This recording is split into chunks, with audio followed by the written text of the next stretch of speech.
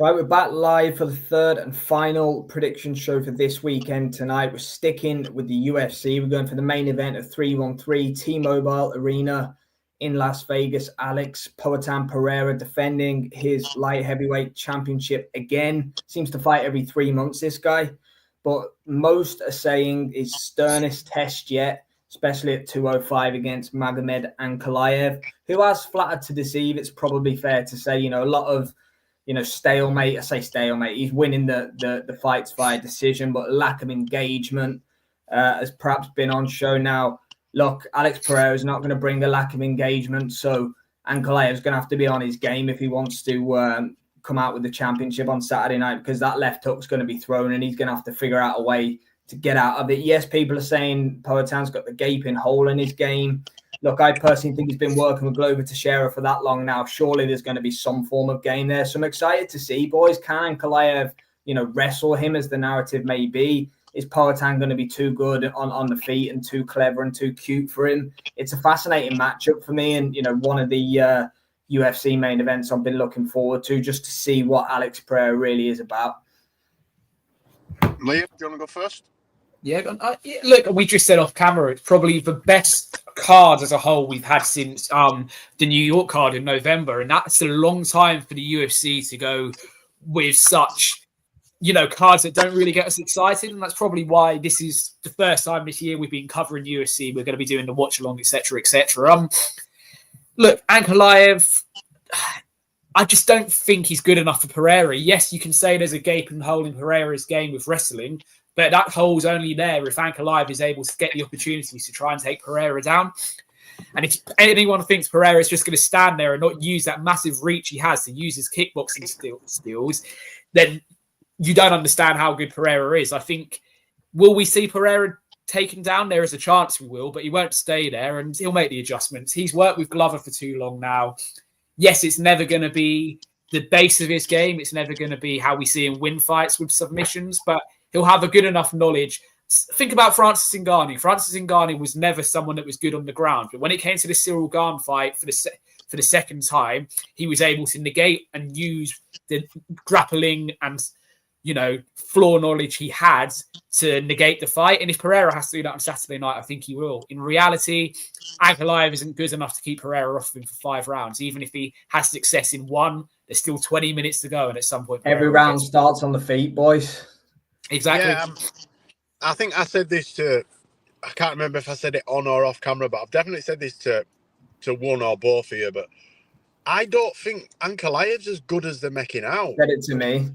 I did, didn't I? And I'm not dismissing his skill set, but I'm just never blown away by it, how they big him up and talk about him. I just don't. Because he's quite boring to watch. I think that's a big thing that goes against him. Possibly, but I appreciate mixed martial arts. My kid grapples. I've got friends that are brown belts and in jiu-jitsu and have fought professionally and stuff like that in terms of MMA. So I'm not necessarily a purist as the same as I am with boxing, but I appreciate some of the intricacies of the art of mixed martial arts. I just don't think he's that good. I just don't think he's got much past his wrestling base. His hands are sloppy. His feet are sloppy. He's a really good wrestler, but if you can negate that, I mean, Paul Craig subbed him. Yes, it was a Hail Mary sub, but still caught him in it. Now, if he were that good, he wouldn't have been caught in that. He caught him in an armbar, didn't he? Did he? Or was it a triangle? I think it was a triangle. No, it was Jamal Hill he caught in the Hill, he broke his arm. There's a triangle on Craig. Ankalaev. But Ankalaev, sorry.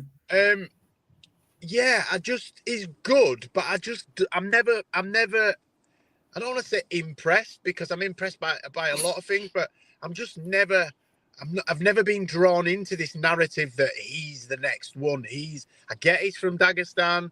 I get he's a Muslim. He's got the beard. He's got the look. He comes out. He looks like a killer, but then doesn't fight like one. He fights real safe. Never puts himself in any kind of danger, and any time he has, he's got beat. I just think Poatan's got a good enough wrestling defense to be able to keep him at arm's length and knock him out. It's that simple for me. Sorry, lads. Yeah. But yeah, No, you're okay. I may yeah. as well. If Jay's got his prediction in, I'm going to fire straight off the back of it as well. I think Poatan's going to knock him out as well. Honestly, do. I find it hard to believe that he's an underdog. I really don't think that we've seen any. Yes, we know the background he's come from. Yes, we know he's been in glory as a kickboxer and all the rest of it. But the guy's been the guy's an elite mixed martial artist. He's been training with Glover Teixeira. He's one of the best to ever do it for how many years now? He's been preparing for this. You really think he's...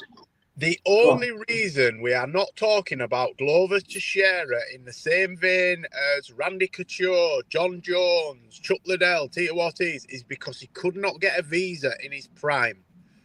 If he had got a visa in his prime, I am telling you now that Glover Teixeira would have been maybe the man to stop John Jones getting the belt. I won the belt like 42, for God's sake. He's absolutely phenomenal. At 205, 15 years ago when he was in his peak, right? He couldn't get in the States. So we missed the best years of Glover Teixeira, but do not get it twisted. If he's training with him, which we know he is, day in, day out, you're telling me he's not starting off his back or with someone on his back or on his side or in full guard. Of course he is. Day in, day out, because his hands, he can knock people out in his kip. He don't need to train his hands. Sort your weight out, get your cardio up, let's grapple. And he'll have done that day in, day out. If Ankalaev can't lock his hands around his hips and keep him down, he's getting knocked out. It's that simple for me. Yeah. Liam? Yeah, look, Jay said exactly what I was about to say. People, if you don't think he's doing this work in the gym to prepare him for what Ankalaev's main strength is, then come on, have a look at yourself, because they're not just going to allow him to not have any sort of grappling training or any sort of fighting off his back, etc., etc. That's, they're not that much of a cocky camp, despite the demeanour that Pereira comes off. He's got a team around him to look after him. Jay said it all. Ankalaev is sloppy. He doesn't have the best hands. We've seen him get caught in a submission by Paul Craig. Doesn't matter what the optics are. He was still caught in a submission. Pereira in 2 rounds for me. So I'm now going to bet Ankalaev first round sub. He'll take him down and hold him down, won't he? And I'll be like, what the? Yeah. No, Ankalaev will just nail him with a left hook. Or Ankalaev will knock him dead with a left hook. Doing Ali Shuffle and that. I love it. How you like me now?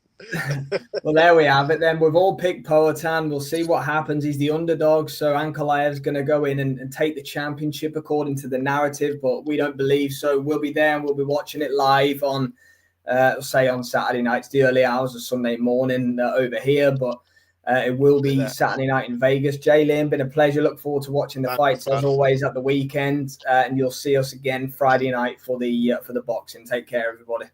Cheers.